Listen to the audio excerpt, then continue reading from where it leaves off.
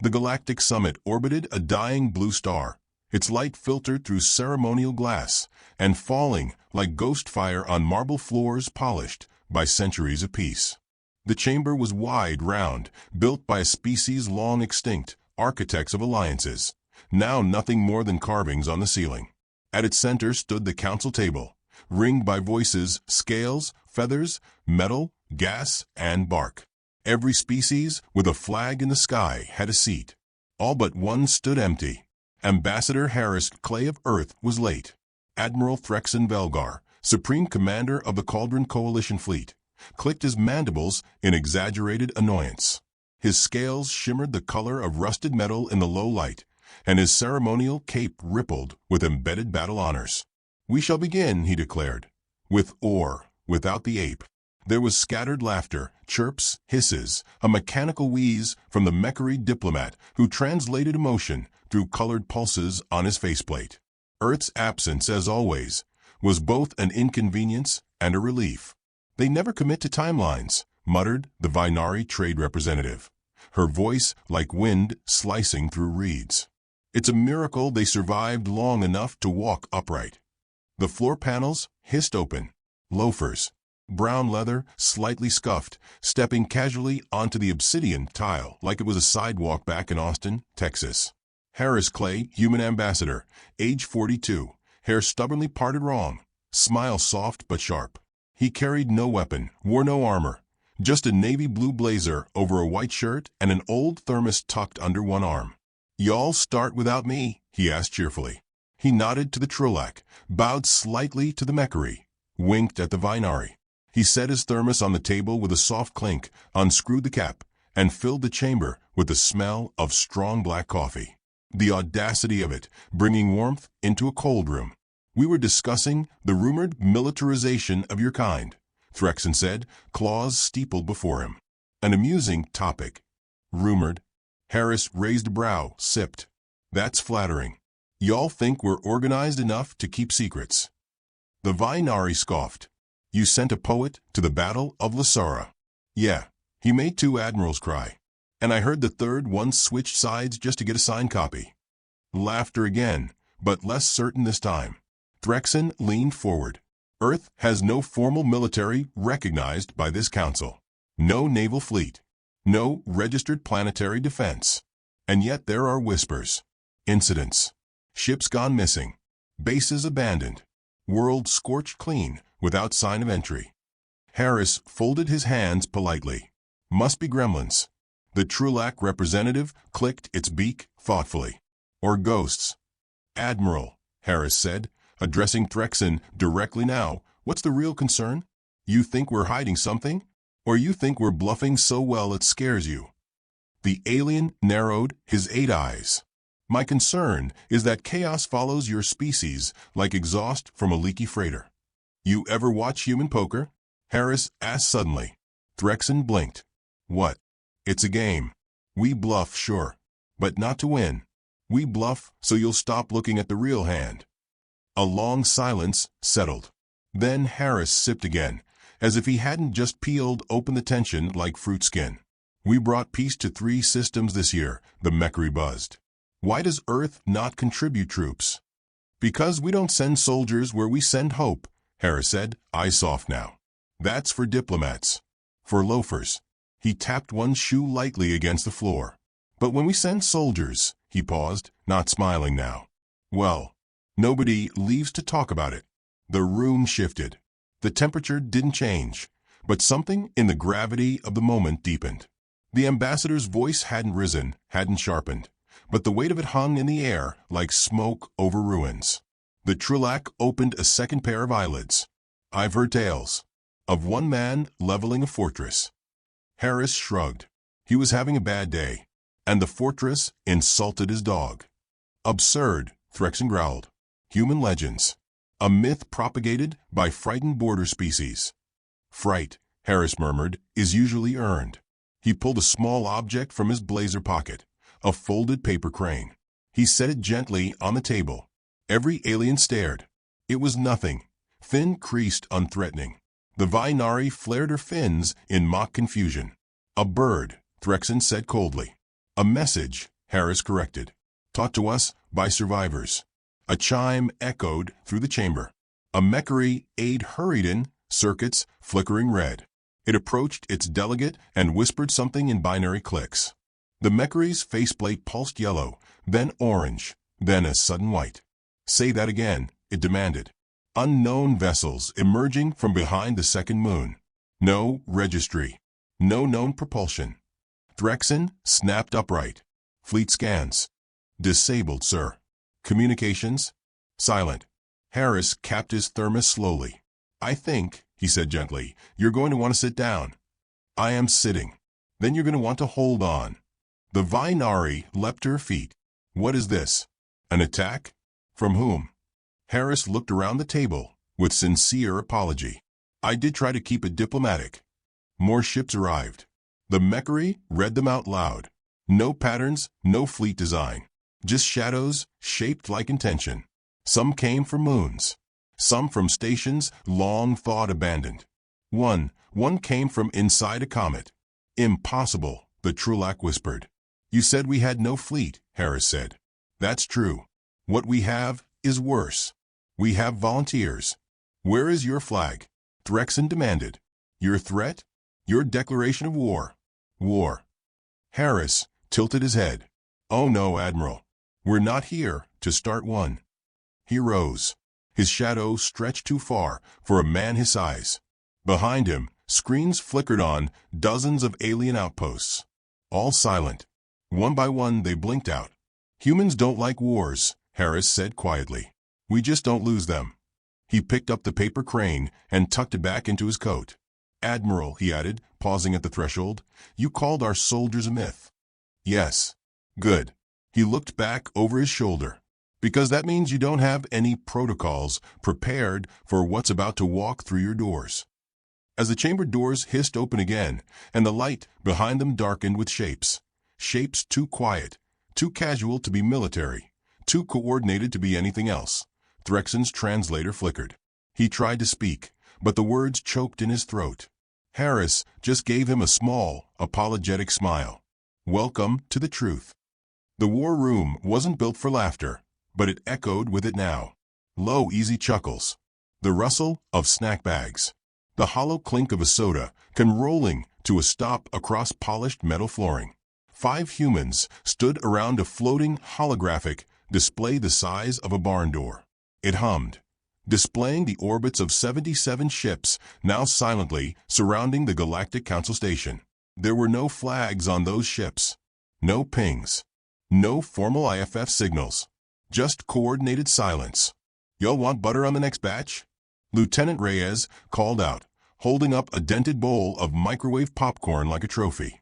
Extra, replied Colonel Ewan from across the room, not looking up. Her voice was clipped, her eyes locked on a blinking quadrant near the comet's path. Reyes slid his boots off the console and sauntered to the back, where a retro-style popcorn maker hissed steam into the air. The room smelled of salt, ozone, and the quiet prelude of war. Major Cam Owens leaned forward, tapping a point on the map. You see that lag? Vinari subfleets are delaying thruster response. They're trying to drift into new alignment, quiet pivot formation. So they're nervous, said Ewan. They're trying to herd. Which means they think we're wolves, she muttered, eyes narrowing. Good. Across the room, a voice like warm gravel spoke. No, Colonel. They think we're something worse. Wolves still look you in the eye. General Gage Hemlock didn't stand like the others. He sat in a recliner someone had dragged from a quarters deck, one leg in a soft cast, a baseball in one hand. He tossed it lazily into the air and caught it each time with the grace of someone who'd done far scarier things while half asleep. He'd been retired 5 years.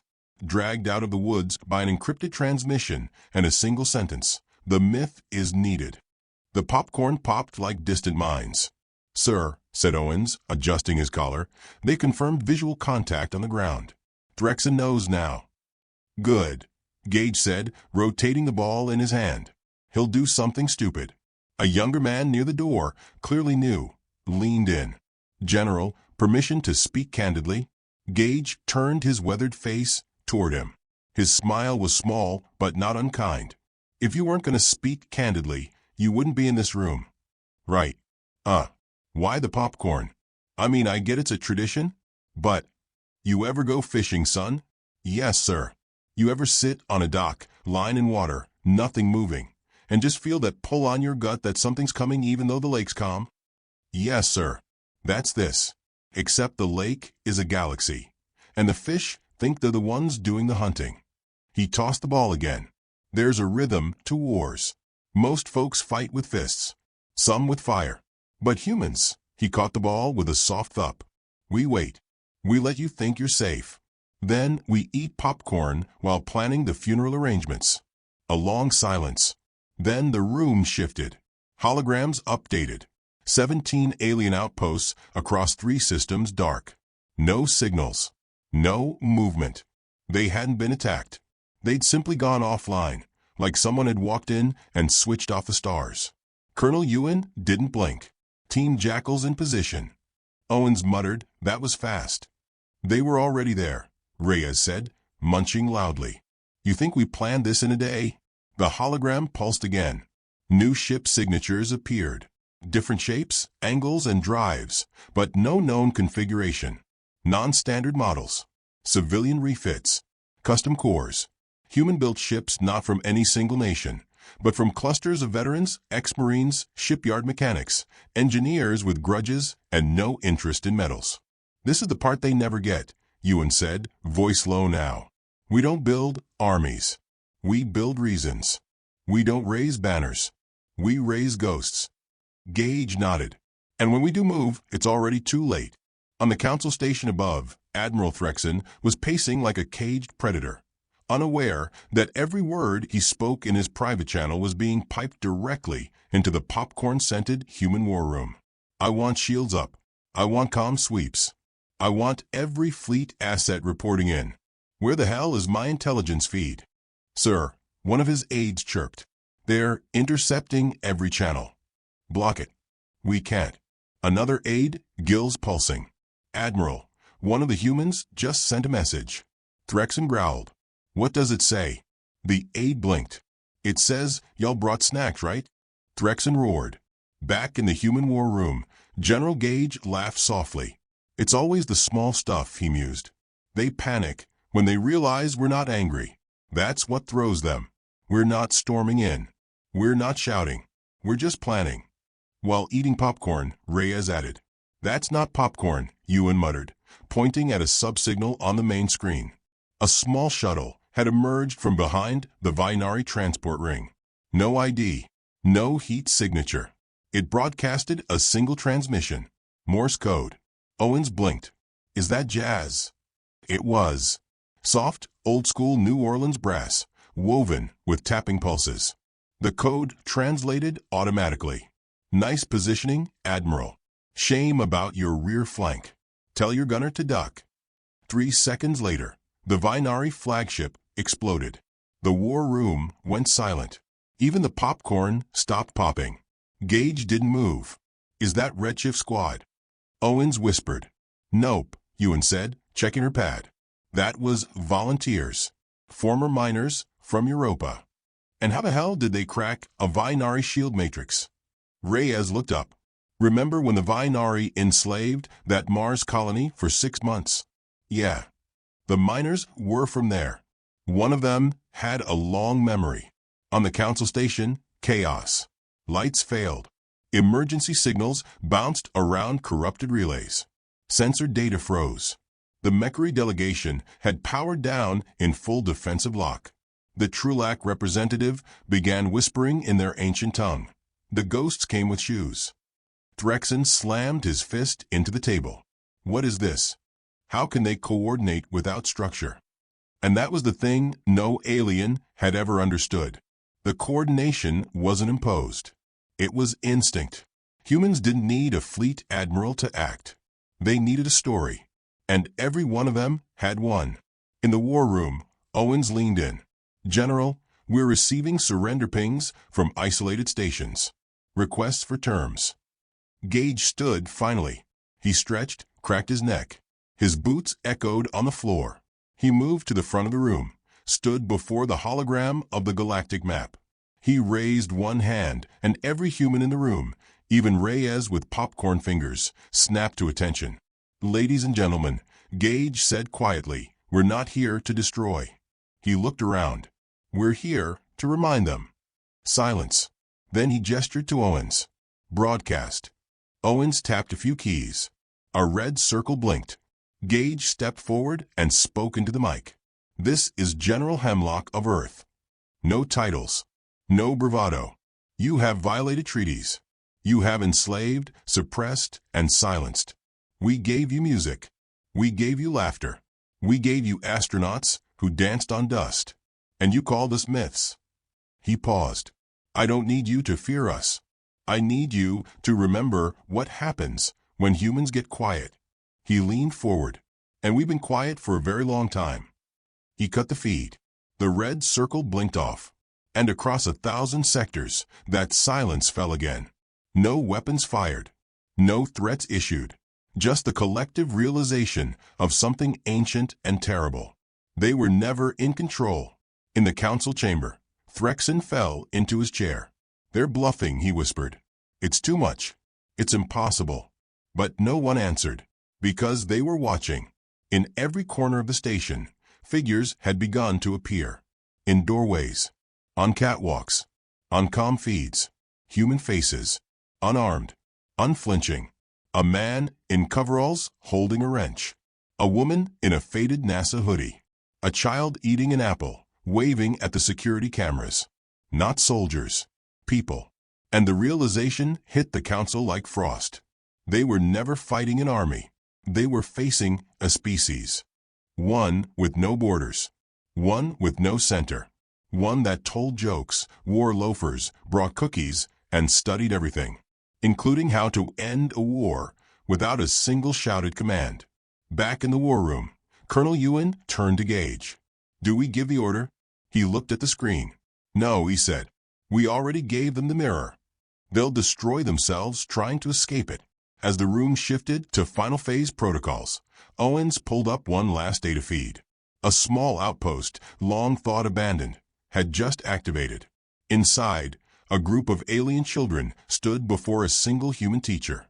The feed had no audio, but the final line of the day scrolled beneath the image, one typed on an old chalkboard in English. Lesson 1. The most dangerous myths are true. The outer station of Ilex 9 had once been a proud node of Vinari military power. 3 moons, 1 black-ringed gas giant, and a mesh of orbital cannons forming a high-security perimeter. Now, it flickered like a dying lantern.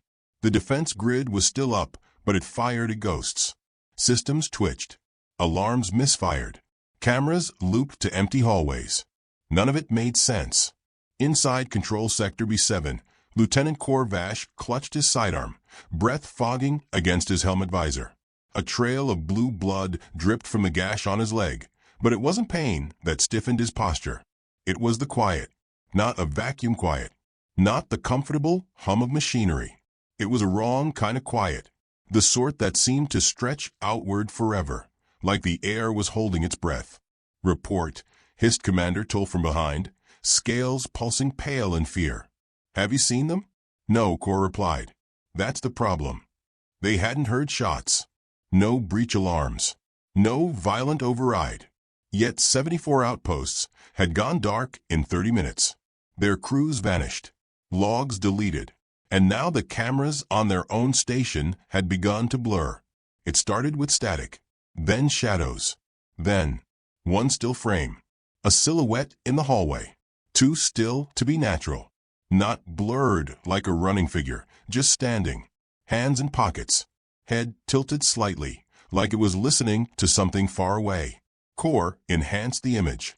The being wasn't armored. No visible weapons. Just dark trousers, a long, tattered coat, and what looked like boots designed for hiking, not war. And on its head, a ball cap. Tilted backward. Faded embroidery, unreadable. "That's no soldier," Tull muttered, confused. "Where is the armor?" The exosuit. But Core saw something else.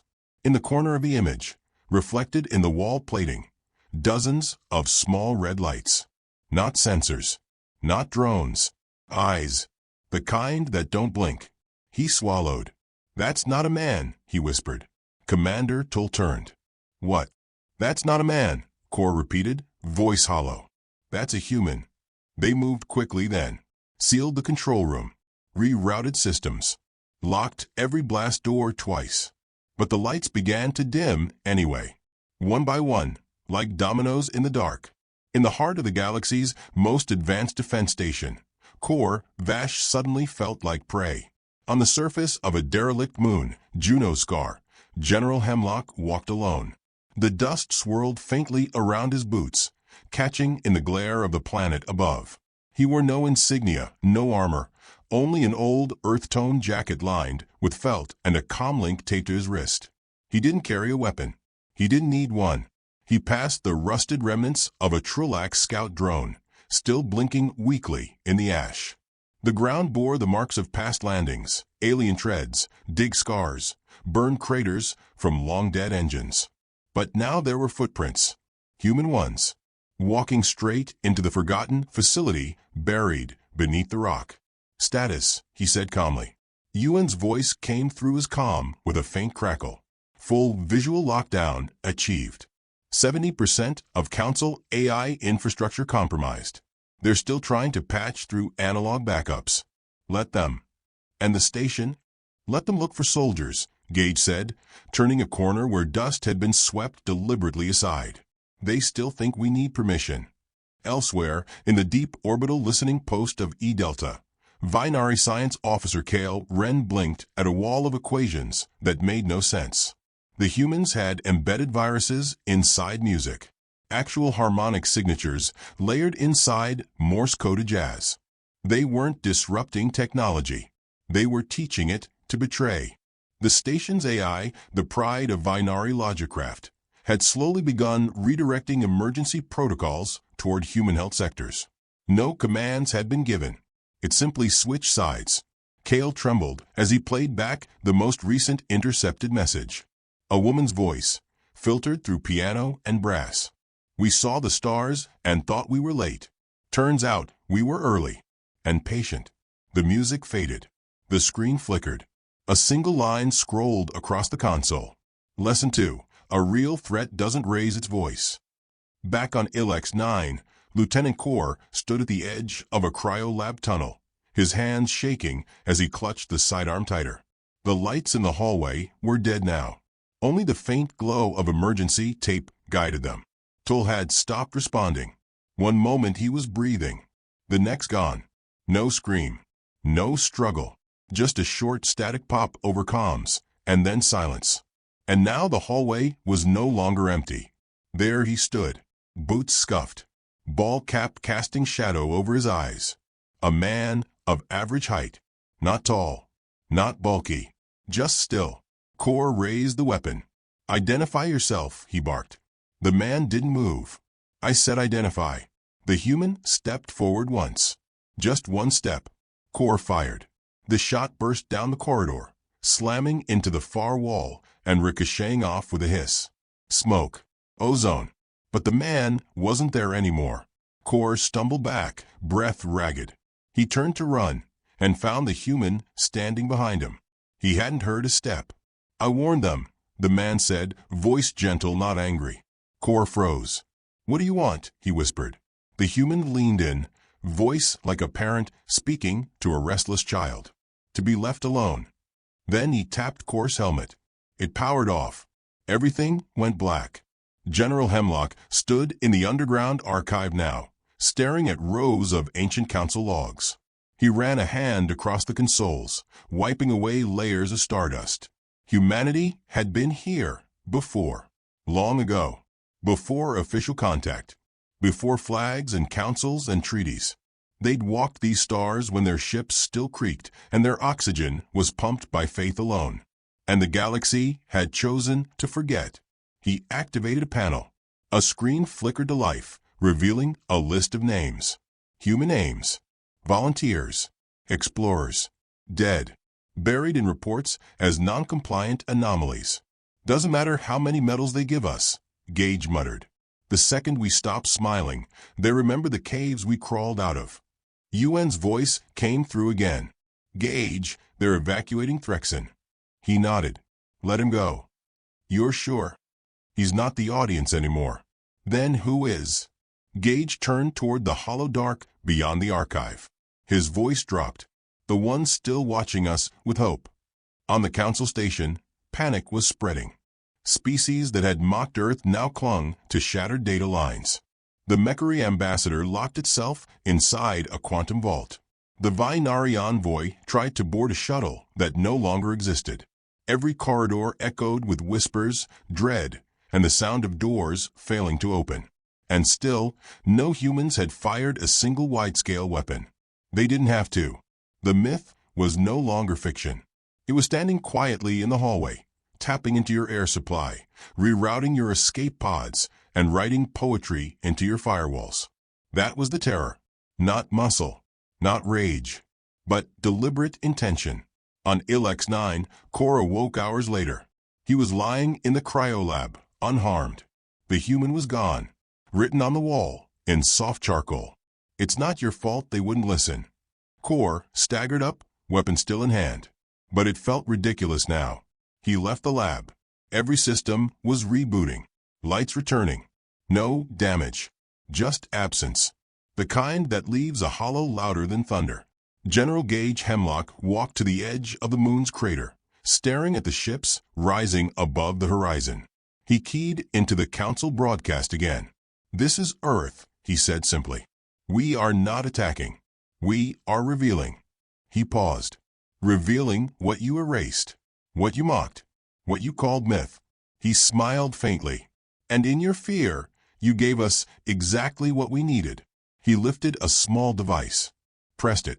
All over the sector, council-owned ships powered down. Emergency override codes.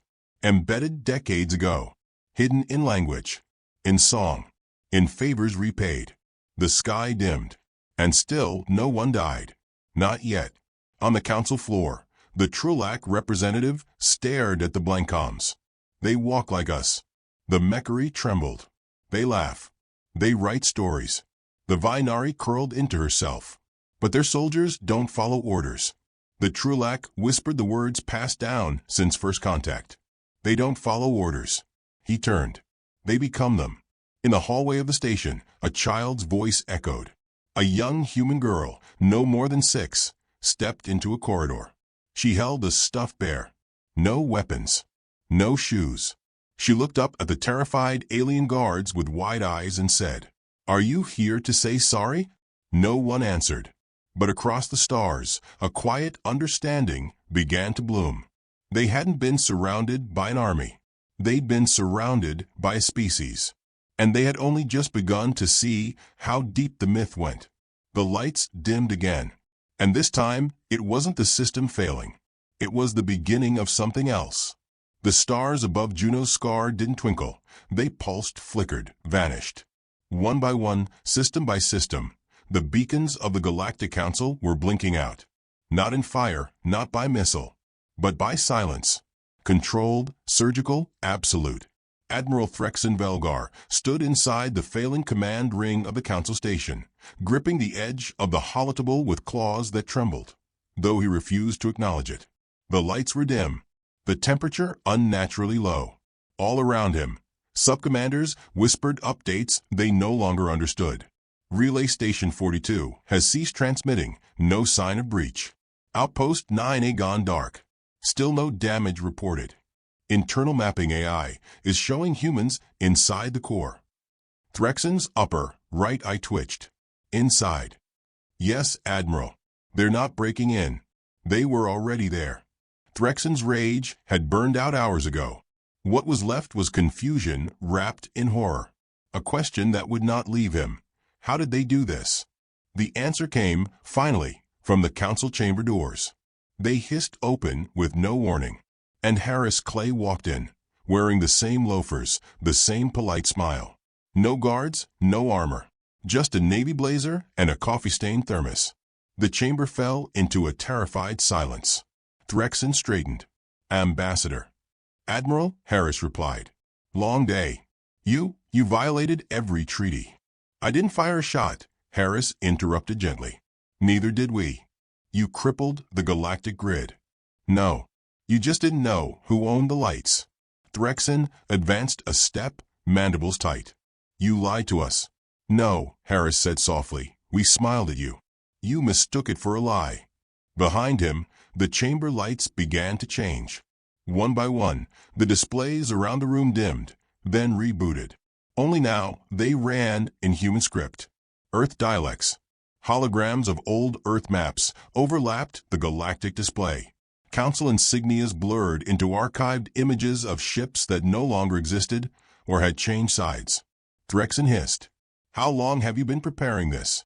We didn't prepare, Harris said. We remembered. And built. Quietly. While you mocked. But why? Why not just declare war? Harris's eyes glinted. Because we didn't want one. He stepped closer. But you made sure we'd need to end one. The floor trembled slightly. Above the chamber, high in orbit, something vast arrived. A human capital-class ship, without name or registry, wrapped in stealth, guided by AI older than most council races. It didn't broadcast a threat. It didn't even charge weapons. It simply watched. They're watching us, said one Mechary delegate, its voice box flickering. That vessel is scanning our thoughts. Passive psychmetrics. They don't want our death, whispered the Vinari representative. They want our realization. The Trolac ambassador stood, eyes wide. They're teaching us fear. No, Harris said. We're teaching you humility. He pressed a small button on his wristband. A soft chime echoed. Then, from every speaker on the station, a single voice began to speak. Not in basic. In each species' native tongue. A child's voice. The same words across languages. You were never the masters. You just arrived first. Silence. Where are your soldiers? Threxen asked, his voice low, shaken. Where are the fleets? They're in the stories your soldiers tell to scare each other, Harris said. But since you asked, he raised 2 fingers. Outside the station, one by one, human vessels dropped from shadow. Some looked like freighters. Others, like retrofitted mining barges. But each bore insignias too old to track, crews too scattered to trace. And they all moved as one. The station's tactical AI screamed warning, but no weapons were fired. Instead, every door sealed, every route to escape closed. The council had been trapped not by firepower, but by narrative. The very structure they'd built to rule was now their cage. Threxen stumbled back. You'd threaten all of us with extinction? No, Harris said. We're offering you extinction's alternative. What's that? Memory. In the depths of the orbital moon Thale 3, Commander Tulip Ilex 9 watched as his systems rebooted with Earth code. Every single station, every outpost, was now running on human-built logic trees, modified over decades, designed to mirror alien systems exactly, invisible until activated. Tull sank into his chair. A soldier approached him. Sir, what do we do? Tull looked up at the camera, now blinking in a strange, rhythmic pulse. It took him a moment. Morse code. He translated softly. Breathe. You survived. Teach better. On a barren planet near the galactic rim, General Gage Hemlock walked with a quiet purpose across the ruins of an abandoned Vinari base. The place hadn't been bombed. It hadn't been stormed. It had been left with a note. On the command table, in old Terran ink. You once said humans were chaotic, but we're just creative under pressure. He looked up at the feed. Across hundreds of systems, similar notes were appearing. On ships, on screens, etched into walls. Each one left by a human who hadn't wanted to be seen, until it was time. Gage tapped his wrist. Phase 2, he said. Colonel Ewan responded. Diplomatic channels? Wide open. And if they refuse, then we show them what comes after myth. Back on the council station, Harris turned to Threxen. You believed fear was control, that when someone smiles, they are weak. But you missed what came before our smile. Threxen tried to regain footing. We are the most powerful. No, Harris said, calm and crushing. You were the first to speak. That doesn't make you wise. I've led fleets across 12 systems. I've conquered rebellions. I've dismantled species. And yet, Harris interrupted, voice now colder, you cannot see past the armor we never wore. He stepped closer. Do you know what humanity is, Admiral? Threxon stared. Harris leaned in. We're the punchline that hits after you've laughed. Across the sector, alien species began powering down their weapons, not because they feared destruction, but because they could no longer find the need to fight. The humans had changed the narrative, from feared invader to whispering reminder, from myth to mirror. Ships deactivated engines, opened comms, asked one question. What do you want from us? Harris, standing at the heart of the chamber, answered simply, better stories. Gage Hemlock sat alone beneath a canopy of stars, the ashes of the galaxy's arrogance slowly settling behind him. He lit a match, not because he needed fire, because it reminded him of where it all began. Caves, campfires, a need to be remembered. Yuan's voice broke through his thoughts. It's done. Council signatures verified. Treaty acknowledged. And the others? They're listening now. Finally, Gage let the match burn low between his fingers. Then he smiled. They always do, right after they realize we were the prey all along. And now the predators were writing history.